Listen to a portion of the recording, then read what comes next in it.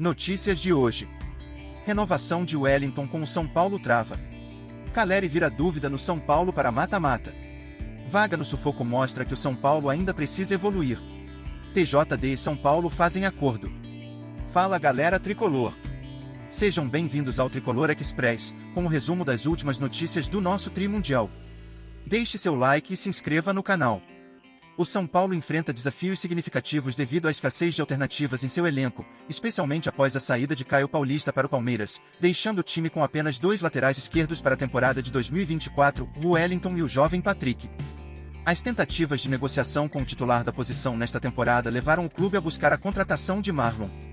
No entanto, as conversas não avançaram devido à alta exigência financeira do Cruzeiro, que solicitou 3 milhões de euros, aproximadamente 16 milhões de reais, para liberá-lo. Diante da impossibilidade de contratar Marlon, o São Paulo buscou alternativas no mercado, porém não encontrou uma solução durante o período de transferências.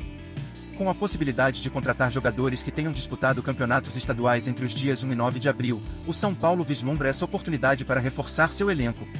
No entanto, a falta de opções viáveis financeiramente que se encaixem nas características do time comandado por Thiago Carpini tem dificultado a busca por um reserva para o Wellington ou até mesmo por um futuro titular, caso a renovação contratual não se concretize.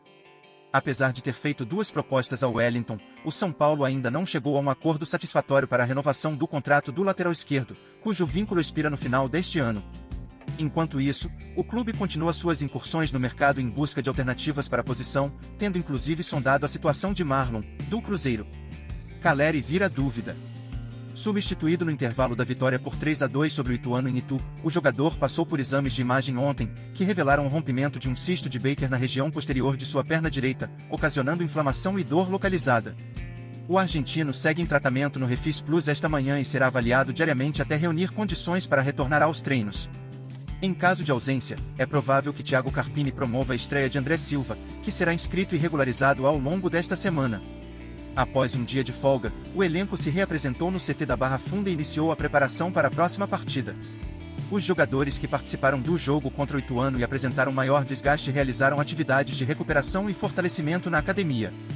Para os demais jogadores, além do trabalho de fortalecimento interno, a comissão técnica coordenou uma sessão de posse de bola e um exercício técnico em espaço reduzido. O atacante Caleri é uma incerteza para o São Paulo no confronto contra o Novo Horizontino, marcado para domingo às 18 horas, horário de Brasília, no Morumbi, válido como o jogo único das quartas de final do Paulistão. São Paulo precisa evoluir. Com apenas mais 4 jogos pela frente, Thiago Carpini tem a oportunidade de conquistar seu primeiro título paulista com o tricolor. No entanto, apesar da vaga obtida com dificuldade, o cenário desenhado revela um time que ainda não está totalmente pronto. Ao longo de 12 jogos, o tricolor registrou 6 vitórias, 4 empates e 2 derrotas, liderando o ranking de gols marcados ao lado do Palmeiras, 20 gols. No entanto, a defesa demonstrou fragilidade, sofrendo em média um gol por partida. O Ituano, que havia marcado apenas 3 gols no ano, conseguiu 2 no último domingo. Há problemas defensivos, especialmente em lances de bolas aéreas na área, e também na construção de jogadas. A qualidade de jogadores como Caleri, Luciano, Lucas e Ferreira fez diferença em várias ocasiões, mas ainda falta uma melhor coordenação de movimentos.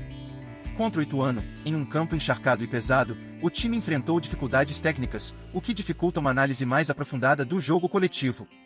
No entanto, ao longo das rodadas, a oscilação da equipe sugere que o tricolor ainda não encontrou sua forma ideal de jogar. Devido a problemas de lesões, Carpini experimentou diferentes esquemas táticos ao longo da competição. Contra o Ituano, por exemplo, a equipe, acostumada a jogar no 4-3-3, alternou entre o 4-4-2 com Losango e, no final, adotou o 3-5-2, o que acabou permitindo o empate do Ituano. Com o retorno de Rafinha, que entrou no segundo tempo após uma longa lesão, é provável que o time se estabilize com uma linha de 4, construindo jogadas com uma linha de 3 liderada pelo experiente lateral. Caleri, que saiu machucado, terá uma semana para se recuperar.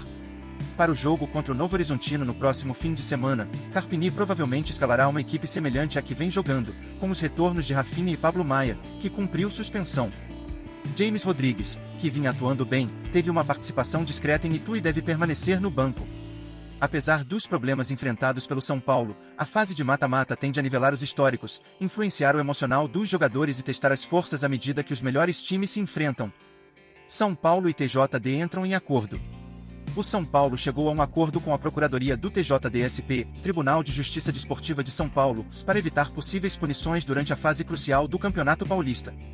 Tanto dirigentes quanto jogadores do tricolor estavam enfrentando processos devido à confusão ocorrida após o clássico contra o Palmeiras pelo estadual. Agora, o clube concordou em pagar uma multa para evitar que todos os envolvidos sejam levados a julgamento. De acordo com o acordo, o São Paulo irá desembolsar cerca de R$200 mil. Como resultado, os 3 dirigentes, os 3 jogadores e o membro da comissão técnica que haviam recebido notificações de denúncia pelo TJDSP não correm mais o risco de serem suspensos. Entre os acusados estavam o presidente Júlio Casares e os diretores Carlos Belmonte e Fernando Bracali Ambrogi. Além disso, os jogadores Caleri, Rafinha e Wellington Rato também foram denunciados, mas foram isentos de possíveis punições. Os dirigentes Casares, Belmonte e Chapecó arcarão com a multa do próprio bolso. Por outro lado, as multas impostas a Caleri, Rafinha e Wellington Rato, que também estavam envolvidos no incidente, serão pagas pelo São Paulo. Chama-se atenção, especialmente, o acordo firmado em relação ao diretor de futebol do clube, Carlos Belmonte. Este gerou considerável controvérsia ao proferir ofensas ao técnico Abel Ferreira, referindo-se a ele como o português de M após a partida. Belmonte poderia ter enfrentado uma suspensão de até 270 dias. No entanto, ficou decidido que ele gravaria um vídeo pedindo desculpas, o qual foi divulgado algumas horas depois do acordo ser selado.